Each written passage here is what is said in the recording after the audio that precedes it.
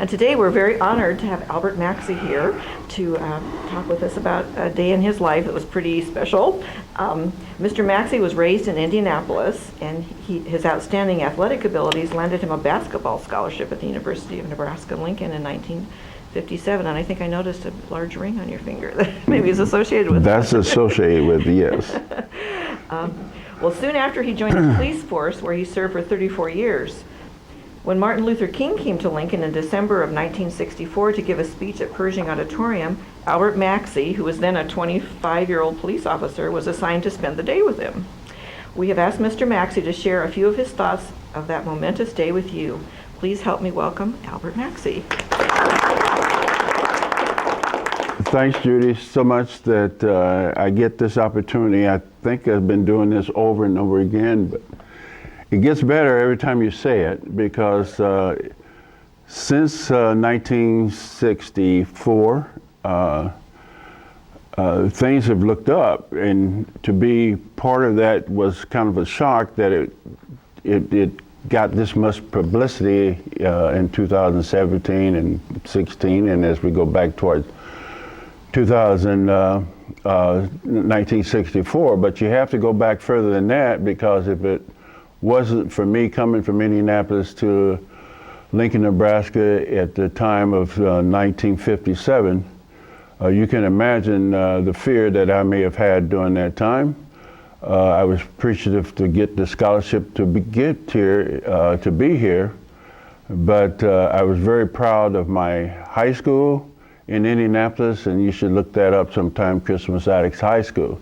Today we're celebrating a lot of that history at that school, because it was an all-black school, and based on building a school for the blacks in Indianapolis, it made Christmas Addicts one of the leading schools in Indianapolis.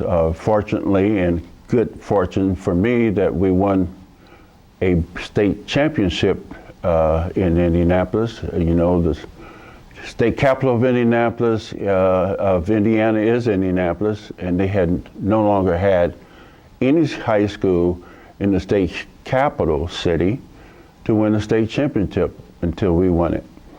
So I was proud of that. So based on that and some other leading players back there, some people know of Oscar Robertson.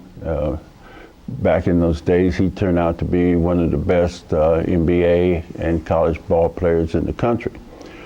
That helped me, because he helped me get the scholarship to Nebraska. And based on black people coming out of high schools at that time, we really built a magnitude of people from black schools getting the opportunity to go to major schools, and I was happy to get the scholarship to Nebraska. However, it does put a fear in you, because you go from all black to all white, and you're sitting in a bowl of milk as a fly, and that's what Marilyn Johnson Farr, Dr. Farr, at Doane, wrote a thesis regards to being in a bowl of milk and being a fly swimming around into that area, and not knowing which way to go to get in or get out. Fortunately, I figured that, you know, I'm here. I got to make the best of it, and that led me to finish my college at the University of Nebraska. Before that, I flunked out in 1960-61, needed a job, and so I walked across the street from 10th and Art Street, and there's a police department there at that time, and I walked in, and I decided that I was going to be a police officer. Not thinking back, I thought, well, goodness, how could I be a police officer?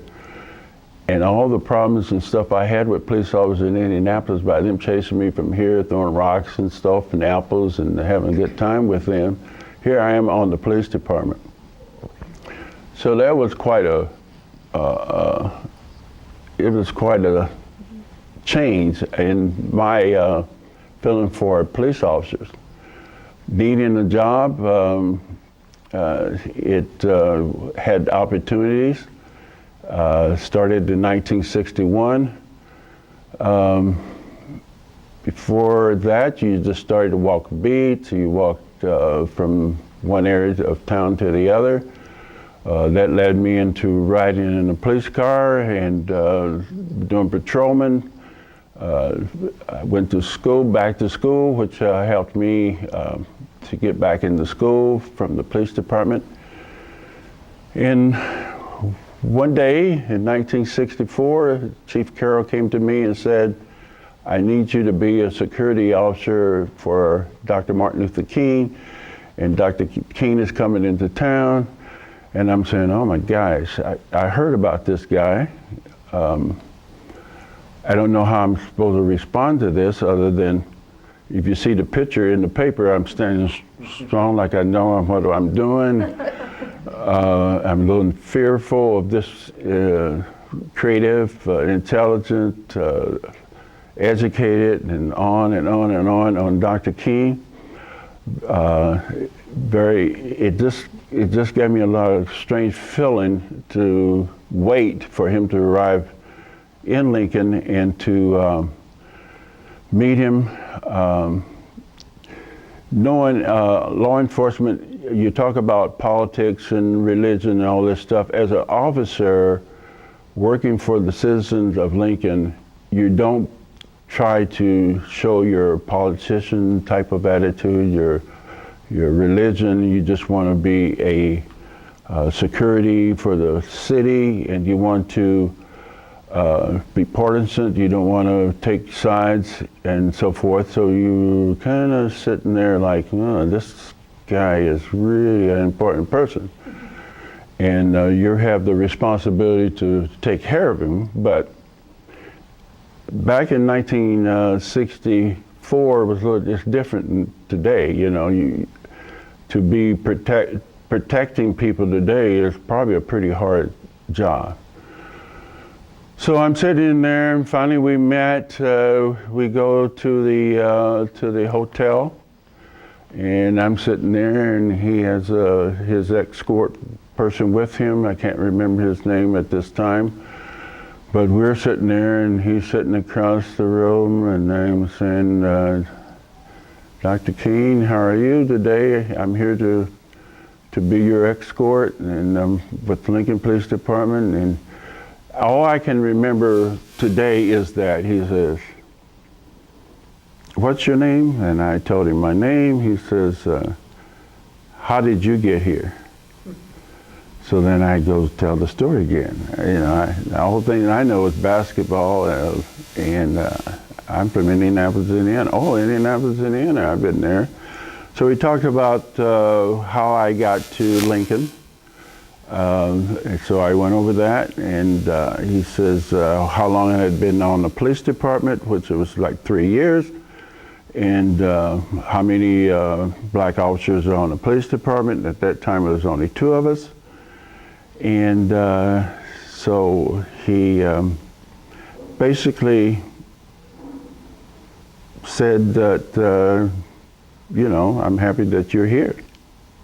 I was happy to be there, and to watch him get himself prepared actually for the speech. He would pull out a piece of paper, he would go over it for a few minutes. He would go to a different room, and he would meditate. It appeared to be just sitting, meditating. He showed a lot of encouragement for me that he knew what he was doing. And when we left there and went to Pershing Auditorium, he didn't say much. He walked up, was introduced, walked up on the stage, never went back to his notes.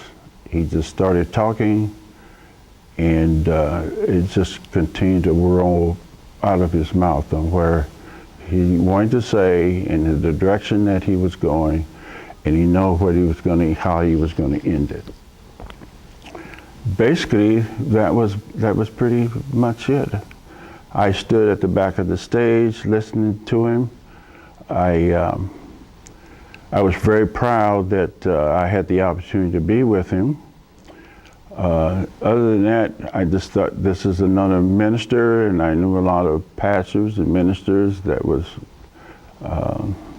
directed by God to do their thing, and he was one of the top people that I've heard do that. Since then, we've heard a lot of speeches and what he's gone through, and 4 years later, he gets assassinated, and it just kind of broke my heart. But I just still didn't remember too much or talk too much about it, because that was a movement that in the position that you're at on a police department, you have to stand back and let it go.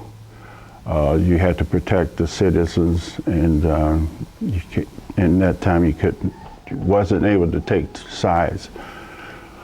Of course, since then I've taken sides, and I'm kind of proud of what I accomplished on the police department. Joe Kerr had a chance to give me the opportunity to go to the FBI National Academy in 1973. That was the same year. Starting in school in 1957, and ended up graduating from the University of Nebraska in 1973. It was quite an accomplishment. I was the first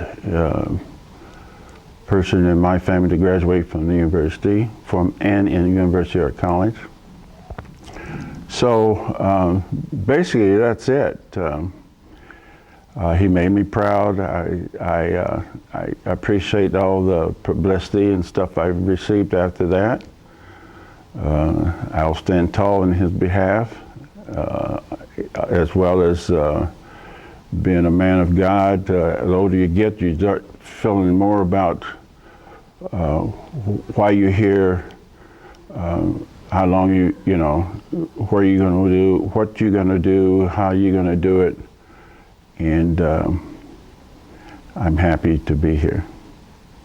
If there's any questions, you know, back then in 61 through 1994 when I retired, from there I went to teach in Lincoln Public Schools for another 14 years, if you want to hear about that. Some of the bad times and good times on the police department, they were wasn't all good, but I met some good people. Sometimes I was treated bad, but then I overcame those things. I feel that by staying in Lincoln, Nebraska, did wonderful things for me. My wife at the time moved on up. She was at Claire McPhee, where Judy said she had done her student teaching. My daughters and all my kids went to Claire McPhee, and my other family over here with Cinnamon and Jody. You didn't go to Claire McPhee though, but Cinnamon Jones went there. They brought back a lot of memories. She ended up being from Claire McPhee. They decided to make her one of the what do you call them back then? Before school board meeting, she was kind of president of PTA at Claire McPhee. That led to her running for school board. We won that position for Lincoln School Board, and then 2 years later, she was the president of the board and signed my daughter Michelle's graduate certificate with her name on it, Judy. So that was good. And of course, Governor Axon appointed her to be a senator, and she was a senator for 2 years, and we of course ran for both those offices and failed to get the legislation back. But we ran again for school board, and that's where she retired after 4 more years being a school board member. That is my life. Judy? Did you ever feel like there was any danger to Dr. King? No, none whatsoever. It was It was a nice job to have. That never felt threatened in any way. Yes. Did you drive your police car, or was it a motorcade, or? No, it was no motorcade. It was really low key. The Methodist Christian women were the people that organized the trip for him to be here. Lee Bullock and several other the people in the city had him. But we just got in the car and drove over, parked right in front of Pershing Auditorium. Got out with really not a lot of people that I recall, being out on the street waiting for him to show up. So that was pretty peaceful. I wondered how many people came to hear him speak. What was the audience like? Do anyone remember the number, like 200 or so people? I think that might have been in the paper. But Pershing, would hold, what, 2,000 or 3,000 people. It wasn't, as I recall, that big. Was it an integrated service? Yes. And the Methodist women put on the... Sponsored him. Yes. And from the stage, do you remember who was on the stage? Dignitaries or No. mayor or No. city council? No, I don't recall. Just people from their Christian organization, as I recall. It must have been exciting for you. It was more afterward, yes. I was ready trying to be a police officer, because you see me standing there looking around like, oh, I hope nothing, happens, but nothing happened. Was he getting any threats at that point in time yet? Just beginning to get that press back then, because he just won the Mobile Police Peace Prize, and it was just beginning to come out.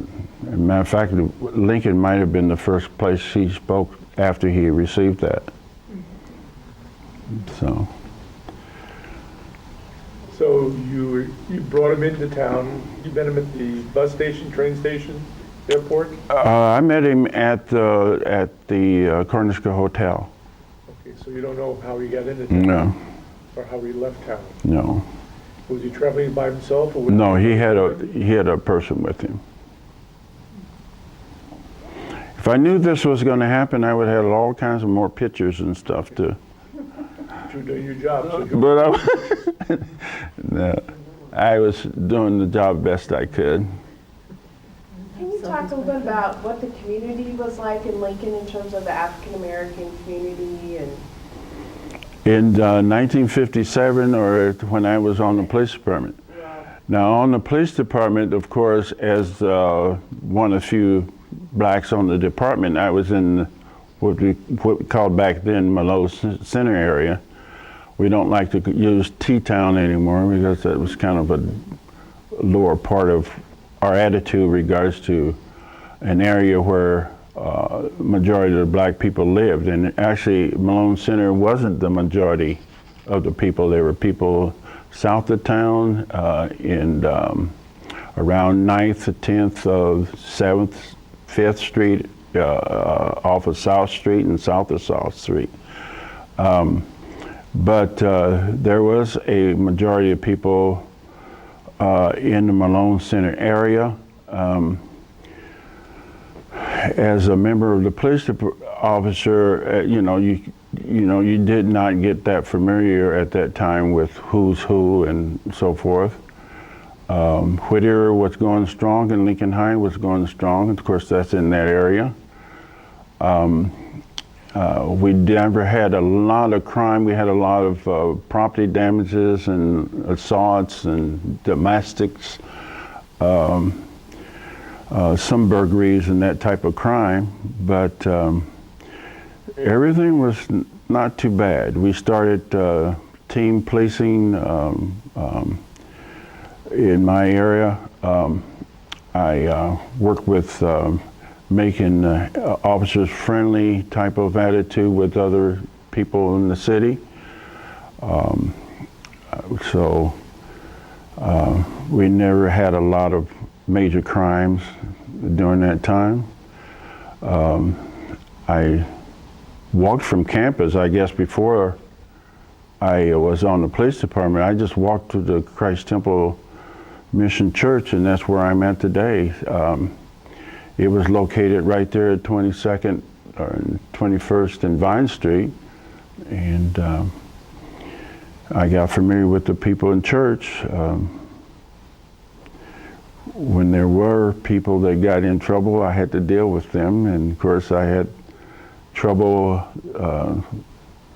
being black and being on the law enforcement to protect them, and at the same time, you know, when Martin Luther King got assassinated in 1968, there was things that erupt in Lincoln and in that area at 22nd and Vine Street. Did you have a question? Yeah, I was just wondering what type of prejudice you had towards other, or your coworkers towards you. There were people that I knew were prejudiced. I had an officer that was supposed to be training me when I went into a patrol car, and he raised the window, lowered the windows, and during the winter time, and just wouldn't let me drive, and just treated me terrible. And I found out later that we were not going to get along, and our administrators figured that out, and he disappeared. In any situation, even today, as black people, you're always on, you know, on your little leery on really getting too close to people.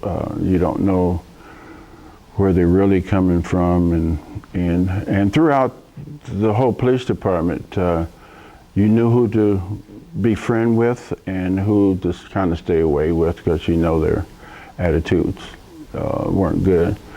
As far as the citizens that I had to work with, I had gone to a lot of houses on domestics or on property damage or something, and then I would get there and they'll say they would rather have another officer rather than a black officer. So went through that because you know, that's during those times. Was called a lot of names, even when Joanne and I had to go out and run for office. We had a lot of problems in certain areas. Seemed like the north east area of town had more problems, and actually in the area of Belmont, where I lived at one time, we had some problems. But if you're strong-minded individuals, that you know where you're coming from and you know where you're going, you know how to get away from that. You don't have to spend no more time with those kind of people, and you feel, if you're a Christian, that God would take care of any situation. He would protect you. And definitely He has protected me the time I've been here. I think we better wrap this up. We usually spend about 15 minutes. Yeah, you said it's going to be 10 to 20 people. I see 20, not 20 people, but they all part of family. And I appreciate you guys coming.